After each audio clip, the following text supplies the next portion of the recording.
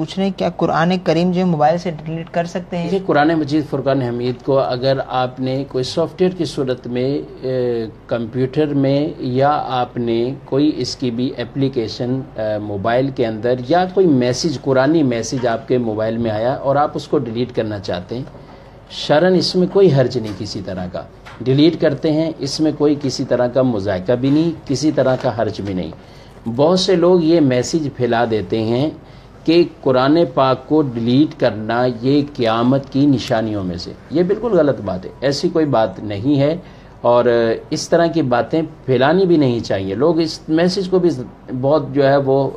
بہت زیادہ مشہور کر دیتے ہیں، حالانکہ ہو سکتا ہے کہ جو دینی میسیج روکنے کے لیے بعض سرپسند ایسے ہوں گے کہ وہ اس طرح کے شر پھیلانے والے اس طرح کے میسیج وہ مسلمانوں کے اندر چلاتے ہوں تاکہ بھولے بالے لوگ اس چیز کو میسیج کو آگے پھیلائیں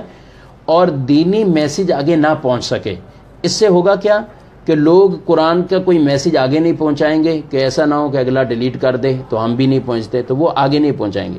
ہاں یہ احتیاط ضرور ہو کہ آپ کوئی بھی دینی میسیج آگے فارورڈ کرنا چاہ رہے ہیں تو وہ یا تو کسی ایسے اتھینٹک ذرائع سے آیا ہو اور معتبر ذریعے سے آیا ہو یا اس کا کوئی ایسا ریفرنس معتبر ہو،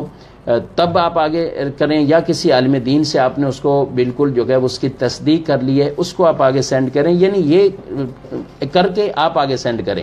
لیکن ایسا نہیں ہے کہ آگے سینڈ نہ کریں یا آگے کر دیا تو وہ ڈیلیٹ نہیں کر سکتا، ڈیلیٹ بھی کر سکتے ہیں، اس میں کوئی حرج والی بات نہیں، نہ ہی اس میں کوئی کسی طرح کی مذائقے والی بات ہے۔ اس طرح کا میسیج بھی آئے تو اس کو آپ آگے فارورڈ نہ کیا کریں۔